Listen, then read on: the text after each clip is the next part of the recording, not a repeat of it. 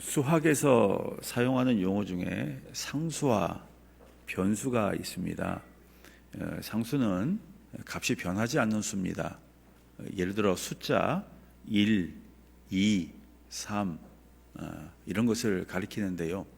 어떤 상황에서도 이 값이 변하지가 않죠.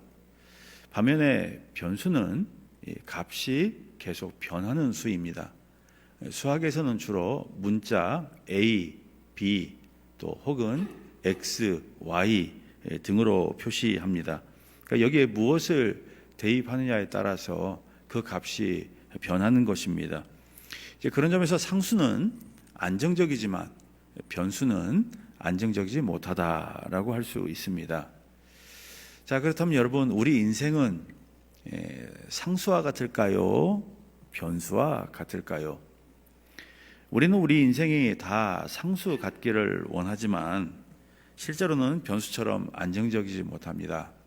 그래서 세상을 사는 게 두렵고 불안하죠. 물론 우리가 두렵고 불안한 것이 꼭 나쁜 것만은 아닙니다. 이 두려움과 불안은 우리 생존에 필요한 반응이기도 합니다. 예를 들어서 우리가 낯선 밀림에 들어갔다고 한번 가정을 해봅시다. 이제 밀림 안으로 이렇게 쑥 들어가는데 반대편 아무것도 없는 그 밀림 숲에서 막 바삭바삭거리는 소리가 들려요. 그럼 우리 마음이 어떻겠습니까? 두렵고 불안하겠죠. 당연합니다. 그렇게 두렵고 불안해야 우리가 예상하지 못하는 그 공격 혹은 위험에 우리가 적절하게 대응할 수가 있습니다. 물론 우리가 두려워하고 불안해한다고 해서 인생의 변수 자체가 사라지는 것은 아닙니다. 여러분, 인생의 변수는 늘 있습니다. 그렇기 때문에 우리가 변수가 사라지기만 바랄 것이 아니고 사실은 그 변수에 어떻게 대응할지를 고민해 봐야 합니다. 오늘 본문을 보면 바울에게도 새로운 변수가 생겼습니다. 12절에서 13절을 보니까 약 40명의 유대인들이 바울을 죽이려고 결사대를 조직했습니다. 이들이 누구였는지는 모릅니다. 이제 다만 사두개인들이었을 가능성이 있습니다. 바울이 자기는 바리새인이고 또 부활을 믿는다고 그렇게 주장했기 때문입니다. 근데 이 사두개인들은 바리새인들하고 적대 관계에 있었거든요. 그래서 이제 바울이 바리새인인 걸 알고 죽이려고 했을 가능성이 있습니다. 14절에서 15절을 보면 어쨌든지 이들은 대제사장들 또 장로들과 결탁해서 바울을 암살하려고 했습니다. 여러분, 참 아이러니한 일이죠. 전날 밤 예수님은 바울을 로마로 보내겠다고 분명히 약속했습니다. 11절은 그날 밤에 주께서 바울 곁에 서서 이르시되 담대하라, 내가 예루살렘에서 나의 일을 증언한 것 같이 로마에서도 증언하여야 하리라 하시니라 그랬습니다. 그런데 날이 새자, 하루도 안 지났어요. 날이 새자 바울은 암살당할 위험에 놓였습니다. 그때 신기한 일이 일어났죠. 16절은 바울의 생질이 그들이 매복하여 있다 함을 듣고 와서 영내에 들어가 바울에게 알린지라 그랬습니다. 이 바울의 생질이라는 말을 정확하게 번역하면 바울의 누이의 아들입니다. 바울의 누이의 아들, 손 위 누이였는지 손 아래 누이였는지는 알 수 없지만 어쨌든 바울의 누이의 아들입니다. 그럼 바울하고는 무슨 관계겠어요? 조카겠죠, 조카. 바울의 조카를 말합니다. 그리고 이 들었다는 말은 우연히 들었다는 말이에요. 그러니까 바울의 조카가 이 유대인들의 암살 계획을 우연히 들은 거예요. 그리고 그것을 바울에게 알려준 것입니다. 자, 여러분, 만약에 여러분이 바울이라면 어떻게 대응했을까요? 제가 바울이었다면 머리가 하얘지면서 막 두려움이 찾아오고 막 불안하고 이랬을 것입니다. 아무 생각이 안 났겠죠. 하지만 바울은 아주 침착하게 대응했습니다. 먼저 백부장에게 자기 조카가 할 말이 있으니까 천부장에게 데려가 달라 이렇게 부탁을 했습니다. 17절은 바울이 한 백부장을 청하여 이르되 이 청년을 천부장에게로 인도하라, 그에게 무슨 할 말이 있다 하니 라고 했습니다. 이게 여러분 아무것도 아닌 것 같아도 상당히 의외의 반응이었습니다. 여러분, 바울 입장에서는 이 유대인들의 암살 계획이 충격적인 소식이었을 겁니다. 그렇다면 놀라거나 두려워하거나 불안했어야 합니다. 그런데 바울은 마치 그런 일을 예상이라도 한 것처럼 침착하게 대응했습니다. 자, 어떻게 그럴 수 있었을까요? 힌트가 11절이죠. 예수님이 바울을 로마에 보내겠다고 약속한 것입니다. 근데 예수님이 어떻게 보낼지는 말하지 않았어요. 그럼에도 불구하고 바울은 예수님의 약속을 믿었습니다. 그리고 이 유대인의 암살 계획도 예수님의 약속을 막지 못한다고 믿었습니다. 심지어 이 유대인의 암살 계획조차도 예수님의 약속을 이루는 기회가 될 수도 있다고 믿었습니다. 예수님의 약속에 대한 믿음. 그래서 바울은 이 충격적인 상황에서도 침착하게 대응한 것입니다. 여러분, 우리도 예상 못한 변수를 만날 수가 있습니다. 제가 언젠가 동영상을 통해서 북해라는 바다가 있거든요. 그 북해를 항해하는 커다란 이 배의 모습을 본 적이 있습니다. 막 집채만한 파도가 배를 집어삼키듯이 막 확 덮치는 거예요. 실제로 이 북해는 강한 해류, 또 얕은 수심, 잦은 강풍 때문에 폭풍이 자주 일어나서 배들이 항해하기 어려운 바다 중에 하나라고 합니다. 그런데 신기한 건 그렇게 집채만한 파도가 막 배를 덮치는데 배가 뒤집히지 않는 겁니다. 여러분, 어떻게 그럴 수 있을까요? 대부분의 배는 아래쪽에 밸러스트 탱크라는 게 있다고 합니다. 이제 물을 채우는 탱크인데 배가 가벼워지면 이 밸러스트 탱크에 물을 채워서 중심을 잡습니다. 그리고 이제 배가 무거워지면 이 밸러스트 탱크에 있는 물을 비워서 중심을 잡습니다. 그러니까 배가 중심을 잘 잡아야 뒤집히지 않기 때문에 이 밸러스트 탱크를 이용하는 것이죠. 여러분, 우리 인생도 거친 바다를 항해하는 배와 같습니다. 수시로 예상 못한 변수를 만나죠. 예를 들어서 누군가가 여러분에게 찾아와서 충고한답시고 이런저런 이야기를 하는데 그 한마디 한마디가 여러분에게 상처를 주는 말일 수 있습니다. 또 사업을 잘하고 있는데 갑자기 국가의 정책이 바뀌어가지고 갑자기 사업이 막 흔들릴 수 있습니다. 가족이든 또 우리와 친하게 지냈든 누구든지 간에 정말 어제까지 만났던 그 사람이 갑자기 세상을 떠났다고 연락이 올 수도 있습니다. 아니면 바울처럼 누군가가 여러분을 죽이겠다고 덤벼들 수도 있습니다. 그런 일은 없어야 합니다. 그런 일은 없는 게 좋습니다. 하지만 이런 변수는 늘 생길 수 있습니다. 그런 점에서 변수가 없기를 바라는 건 순진한 생각일 수 있어요. 또 인생이 흔들리지 않기를 바라는 것도 순진한 생각일 수 있습니다. 여러분, 그런 일은 없습니다. 변수가 없거나 인생이 흔들리지 않는 일은 없습니다. 변수는 늘 있고 인생은 늘 흔들립니다. 따라서 그 변수에 어떻게 대응할지가 중요합니다. 우리는 변수가 생겼을 때 두 가지 반응을 보일 수 있습니다. 하나는 계속 두려움과 불안에 떠는 거죠. 반대로 바울처럼 침착하게 대응하면서 다시 일어설 수 있습니다. 이렇게 상황이 안 좋은데 자기의 삶을 회복할 수 있는 능력을 가리켜 삶의 복원력이라고 부릅니다. 삶의 복원력. 하나님께서는 우리에게 기본적으로 이 삶의 복원력을 주신 거예요. 그러니까 마치 거친 파도에도 배가 이 밸러스트 탱크를 이용해 가지고 뒤집히지 않는 것처럼 우리도 많은 변수가 있음에도 불구하고 침착하게 대응하며 우리 삶의 중심을 잘 잡아야 한다는 말입니다. 그런데 심리학자들에 따르면 이 삶의 복원력이 좋은 사람에게는 특징이 있다고 하는데요.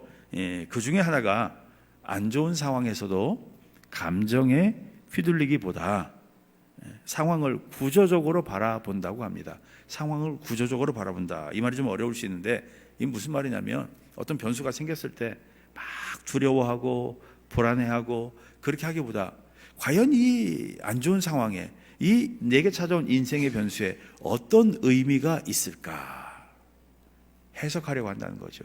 과연 여기에 어떤 의미가 있을까? 삶의 복원력이 좋은 사람들에게는 그런 특징이 있다는 겁니다. 그럼 여러분, 우리는 변수를 어떻게 해석해야 할까요? 바울처럼 하나님의 약속을 이루는 기회로 해석해야 합니다. 하나님의 약속을 이루는 기회. 그러려면 우리에게 아주 중요한 한 가지 믿음이 필요한데요. 그럼 바로 하나님의 섭리에 대한 믿음입니다. 하나님의 섭리에 대한 믿음이 있어야 여러 변수에도 우리는 흔들리거나 넘어지지 않습니다. 그러니까 하나님의 섭리에 대한 믿음이 우리 인생의 중심을 잡아주는 밸러스트 탱크 역할을 하는 셈입니다. 여러분, 세상에 우연히 일어난 일은 없습니다. 모든 것은 하나님의 섭리죠. 히브리서 1장 3절은 그의 능력의 말씀으로 만물을 붙드신다 그랬습니다. 심지어 참새 한 마리가 팔리는 것, 우리 머리카락이 자라는 것, 이것도 다 하나님의 섭리입니다. 마태복음 10장 29절 30절은 참새 2마리가 한 아사리온에 팔리지 않느냐, 그러나 너희 아버지께서 허락하지 아니하시면 그 하나도 땅에 떨어지지 아니하리라. 너희에게는 머리털까지 다 세신 바 되었나니라고 했습니다. 그렇다면 여러분, 우리 인생의 변수도 또 설령 그 변수가 우리에게 나쁘게 작용한다 해도 우연히 일어난 일이 아니라 하나님의 섭리입니다. 좋은 일만 하나님의 섭리가 아니라 나쁜 일도 하나님의 섭리입니다. 물론 우리는 그 사건 속에, 그 변수 속에 하나님의 어떤 섭리가 있는지 모를 수는 있어요. 그럼에도 불구하고 하나님은 그 변수조차도 다스리고 계십니다. 창세기 28장 15절은 내가 너와 함께 있어 내가 어디로 가든지 너를 지키며 너를 이끌어 이 땅으로 돌아오게 할지라. 내가 내게 허락한 것을 다 이루기까지 너를 떠나지 아니하리라 그랬습니다. 여러분, 바울을 생각해 보십시오. 얼마나 변수가 많았습니까? 오늘 본문의 사건은 그 수많은 변수 가운데 하나에 불과합니다. 그럼에도 불구하고 바울이 무너지지 않은 이유는 하나님의 섭리에 대한 믿음 때문이었습니다. 하나님의 섭리에 대한 믿음으로 자기 인생의 중심을 잡은 거죠. 빌립보서 4장 11절에서 13절은 내 처지가 어려워서 이런 말을 하는 것은 아닙니다. 나는 어떤 처지에서도 자족하는 법을 배웠습니다. 비천하게 살 줄도 알며 풍족하게 살 줄도 압니다. 배부르거나 배고프거나 넉넉하거나 궁핍하거나 어떤 경우에도 적응할 수 있는 비결을 알고 있습니다. 나에게 능력을 주시는 분에게 힘입어 나는 무슨 일이든지 할 수 있습니다. 비천에 처하는 것도 하나님의 섭리고 풍부에 처하는 것도 하나님의 섭리라는 걸 믿었기 때문에 그런 상황에서도 인생의 중심을 잡은 거죠. 여러분 인생에는 어떤 변수가 생겼습니까? 예상 못한 변수로 인해서 인생이 심하게 흔들리고 있습니까? 여러분, 변수는 늘 있습니다.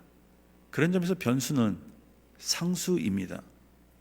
변수가 없기만 바라거나 또 두려워하고 불안해하기만 한다면 이런 변수가 생겼을 때 우리 삶을 회복하기가 어렵습니다. 그때는 중심을 잘 잡아야 합니다. 중심을. 뭘로 중심을 잡아야 한다 그랬습니까? 하나님의 섭리에 대한 믿음. 하나님의 섭리에 대한 믿음. 하나님의 섭리를 믿으면 예상 못한 변수도 하나님의 약속을 이루는 기회로 우리가 사용할 수 있습니다. 자, 그러면 하나님의 섭리는 바울에게 어떻게 나타났을까요? 앞서 바울의 조카가 유대인들의 암살 계획을 바울에게 알려줬다 그랬습니다. 근데 이 사람이 누군지는 몰라요. 이름도 안 나오고, 바울에게 누나가 있었나? 여동생이 있었나? 이것도 안 나오고, 어떻게 예루살렘에 살게 됐는지도 안 나오고, 또 어떤 계획을 통해서 이 유대인들의 어떤 과정을 통해서 유대인들의 암살 계획을 듣게 됐는지도 안 나옵니다. 또 바울의 조카가 이 유대인들의 암살 계획을 듣고 있었을 거라고 누구도 생각하지 못했습니다. 그럼에도 마치 찰나의 빛처럼, 찰나의 빛 있잖아요. 카메라 탁 찍으면 팍 하고 터지듯이 찰나의 빛처럼 잠깐 나타나서 바울에게 유대인들의 암살 계획을 알려줬습니다. 이에 바울은 백부장에게 자기 조카를 천부장에게 데려가 달라 그랬죠. 여러분, 백부장은 바울의 말을 묵살할 수도 있습니다. 뭐 한낱 죄수에 불과하잖아요. 근데 또 천부장에게 데리고 가요. 18절은 천부장에게로 데리고 가서 이르되 죄수 바울이 나를 불러 이 청년이 당신께 할 말이 있다 하여 데리고 가기를 청하더이다 하매라고 했습니다. 여러분, 천부장도 마찬가지죠. 바울의 조카의 말을 무시할 수 있었습니다. 그런데 천부장은 그 말을 듣고 오히려 꼼꼼하게 대응을 합니다. 먼저 바울의 조카에게 나에게 이 사실을 얘기했다고 알리지 마라 이렇게 부탁을 합니다.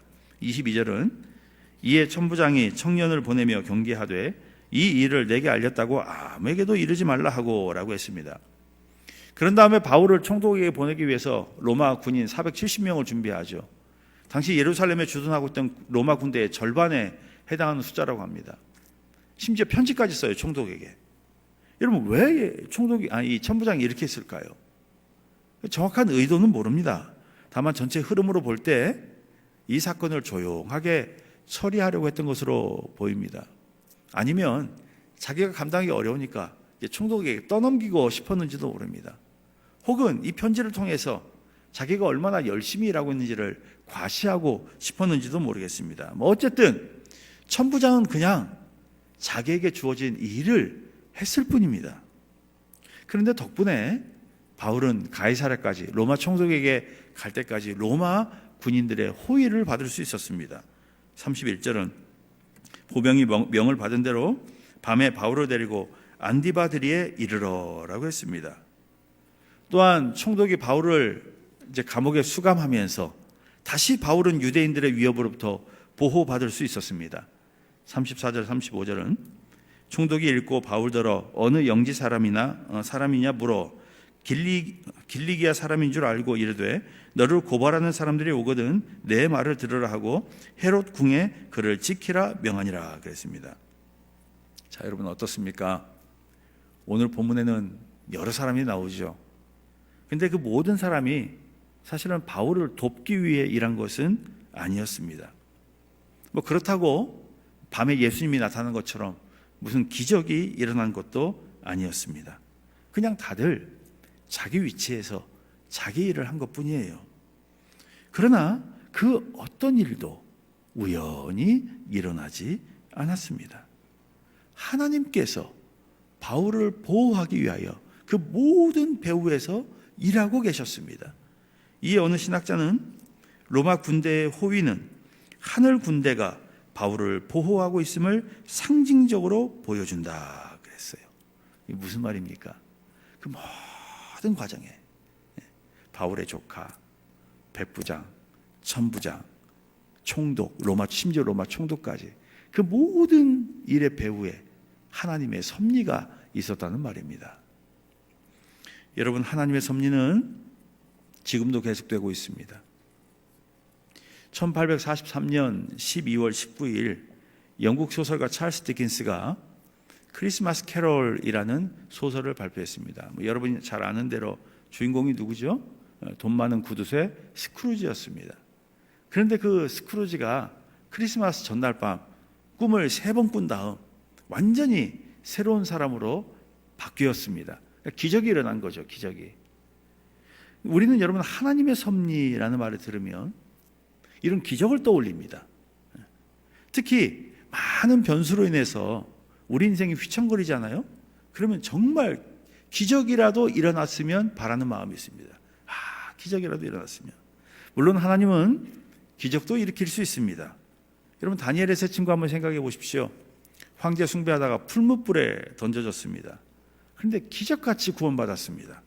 다니엘 3장 27절은 총독과 지사와 행정관과 왕의 모사들이 모여 이 사람들을 본즉 불이 능히 그들의 몸을 해하지 못하였고 머리털도 그을르지 아니하였고 겉옷빛도 변하지 아니하였고 불탄 냄새도 없었더라 그랬습니다. 여러분, 하나님에게는 왜 기적이 가능할까요? 하나님께서 이 온 우주를 창조하고 다스리기 때문입니다. 이사야 45장 7절은 나는 빛도 짓고 어둠도 창조하며 나는 평안도 짓고 환난도 창조하나니 나는 여호와라 이 모든 일을 행하는 자니라고 했습니다. 그래서 하나님께는 자연 법칙도 거스르는 기적이 가능한 거죠. 웨스트민스터 신앙고백서 제5장 3절은 하나님께서는 자기의 통상적인 섭리에서 수단들을 사용하지만 자기가 기뻐하는 바에 따라 수단들 없이 아무 도구도 없이 수단들을 초월하여 수단들을 거슬러 자유롭게 행한다 그랬습니다. 하나님에게는 이런 기적을 일으키는 자유도 있는 거예요. 근데 여러분 그거 아세요? 하나님의 섭리는 우리 평범한 일상 가운데서도 이루어질 수 있습니다. 하나님의 섭리는 평범한 일상에서도 이루어진다. 비가 오고 눈이 오는 것, 씨를 뿌렸는데 싹이 나고 열매를 맺는 것, 그 열매를 거두어 우리가 양식으로 삼는 것, 이것도 다 하나님의 섭리라는 거예요. 기적만 하나님의 섭리가 아니라. 이사야 55장 10절에서 11절은 이는 비와 눈이 하늘로부터 내려서 그리로 되돌아가지 아니하고 땅을 적셔서 소출이 나게 하며 싹이 나게 하여 파종한 자에게는 종자를 주며 먹는 자에게는 양식을 줌과 같이 내 입에서 나가는 말도 이와 같이 헛되이 내게로 되돌아오지 아니하고 나의 기뻐하는 뜻을 이루며 내가 보낸 일에 형통함이니라 그랬습니다. 모세를 한번 생각해 보십시오. 어떻게 이스라엘의 지도자가 됐습니까? 우리는 모세가 이스라엘의 지도자가 됐다, 이 명제를 생각하면 자연스럽게 호렙산 떨기나무 아래에서 하나님을 만난 사건을 떠올립니다. 거기서 하나님을 만남으로 말미암아 이제 모세가 이스라엘의 지도자가 됐다, 이렇게 생각을 합니다. 여러분, 맞습니다. 호렙산에서 하나님을 만난 기적은 모세가 이스라엘의 지도자가 되는 중요한 계기였습니다. 그러나 여러분, 모세는 기적만으로 이스라엘의 지도자가 된 게 아니에요. 우선 레위지파 부모에게서 태어났습니다. 그리고 이집트 공주의 양자로 입양됐습니다. 그런데 하필이면 유모가 누구였느냐? 바로 모세의 친어머니였습니다. 그리고 그렇게 이집트 왕궁에서 40년 동안 이집트의 모든 학문을 배우죠. 사도행전 7장 22절은 모세가 애굽 사람의 모든 지혜를 배워 그의 말과 하는 일들이 능하더라 그랬습니다. 물론 좋은 일만 있었던 건 아닙니다. 살인죄를 저지르고 미디안 광야로 도망가 40년을 살았습니다. 그리고 그 시간 동안 광야의 지리와 문화와 기후를 익혔습니다. 자, 여러분, 이 과정을 한번 생각해 보세요. 이 80년의 과정. 80년이거든요. 이집트에서 40년, 광야에서 40년. 모세의 80년이 인생 가운데 기적이 있었습니까? 여러분, 기적은 거의 없었습니다. 기적은 거의 없었어요. 누구나 경험할 수 있는, 누구에게나 일어날 수 있는 80년 세월이었어요. 그래서 모세가 시편 90편 9절 10절에서 이렇게 고백하죠. 우리의 모든 날이 주의 분노 중에 지나가며 우리의 평생이 순식간에 다하였나이다. 우리의 연수가 70이요 강건하면 80이라도 그 연수의 자랑은 수고와 슬픔뿐이요 신속히 가니 우리가 날아가나이다 라고 했습니다. 그러나 그 신속히 날아가는 모든 모세의 인생은 하나님이 모세를 이스라엘의 지도자로 세우기 위한 섭리의 과정이었습니다. 하나님이 그 모든 과정을 통해 모세를 이스라엘의 지도자로 만든 거예요. 그럼 여러분, 우리도 기적만 바랄 게 아니고요, 우리의 이 평범한 일상도, 좋은 일이든 나쁜 일이든 이 평범한 일상도 하나님의 섭리임을 믿어야 합니다. 이사야 50장 2절은 내 손이 어찌 짧아 구속하지 못하겠느냐, 내게 어찌 건질 능력이 없겠느냐 그랬어요. 여러분, 이 하나님의 섭리에는 세속적인 일도 포함됩니다. 우리가 인간적인 방식이라고 생각하는 그것도 포함됩니다. 우리가 내리는 올바른 선택도 포함되지만 우리가 내리는 잘못된 선택도 포함됩니다. 심지어 전혀 예상하지 못한 변수가 생길 수도 있습니다. 그래서 어느 신학자는 하나님은 지상의 수단을 통해 자기 백성을 보호한다. 하나님의 의도와 인간의 선택은 충돌하지 않는다. 자기들도 모르게 하나님의 계획을 성취하는 수단으로 사용된다 그랬습니다. 물론 우리가 이 하나님의 섭리를 다 아는 건 아닙니다. 그러나 여러분, 우리가 모른다고 하나님의 섭리가 없는 건 아니죠. 민수기를 한번 생각해 보십시오. 이스라엘이 모압 평지에 있을 때 모압 왕 발락이 예언자 발람을 부추겨서 이스라엘을 저주하라 그랬습니다. 근데 그거 누가 막은 줄 아십니까? 하나님이 막았습니다. 하나님이. 민수기 22장 31절 32절은 여호와의 사자가 손에 칼을 빼들고 내 길이 사악함으로 내가 너를 막으려고 나왔더니, 하나님이 막았어요. 그래서 이스라엘을 축복하게 만들었습니다. 민수기 23장 16절 20절은 여호와께서 발람에게 임하사 그의 입에 말씀을 주시며 이르시되 발락에게로 돌아가서 이렇게 말할지니라, 내가 축복할 것을 받았으니 그가 주신 복을 내게 돌이키지 않으리라 그랬습니다. 근데 여러분, 중요한 점은 뭔지 압니까? 이스라엘은 이런 사건이 있는지도 몰랐어요. 이스라엘은 이런 사건이 있는지도 몰랐어요. 그러나 하나님께서는 이스라엘은 전혀 모르고 있었지만 이스라엘을 보호하기 위해 그 배후에서 이렇게 일하고 계셨던 겁니다. 여러분, 지금도 마찬가지입니다. 우리가 다 알지 못해도 하나님은 지금도 우리를 위해 일하고 계십니다. 심지어 우리에게 일어나는 안 좋은 일, 나쁜 일, 마치 저주받은 것 같은 그 일조차도 하나님은 그것이 우리에게 선이 되도록 일하고 계십니다. 로마서 8장 28절은 하나님은 모든 일이 서로 어우러져 하나님을 사랑하는 사람들의 선을 위하여 작동하도록 만들고 있다 그랬습니다. 여러분, 하나님의 일하심을 누가 막을 수 있을까요? 아무도 막을 수 없죠. 이사야 43장 11절 13절은 곧 나는 여호와라. 나 외에 구원자가 없느니라. 과연 태초로부터 나는 그이니 내 손에서 건질 자가 없도다. 내가 행하리니 나는 한다. 누가 막으리요? 누가 막을래? 이 말이에요. 나는 한다. 하나님의 말씀이에요. 나는 한다. 누가 막을래? 못 막는다는 겁니다. 누구도. 따라서 여러분, 예상 못한 변수가 생겼을 때 그냥 낙심만 할 일이 아닙니다. 아까 말씀드렸죠. 내게 안 좋은 일조차도 여기에 어떤 의미가 있는지 해석할 줄 아는 사람이 삶의 복원력이 있다. 그러니까 예상 못한 변수가 생겼을 때에 과연 하나님이 어떻게 일하시는지를 살펴야 합니다. 하나님은 그런 예상 못한 방식을 통해서도 얼마든지 일할 수 있습니다.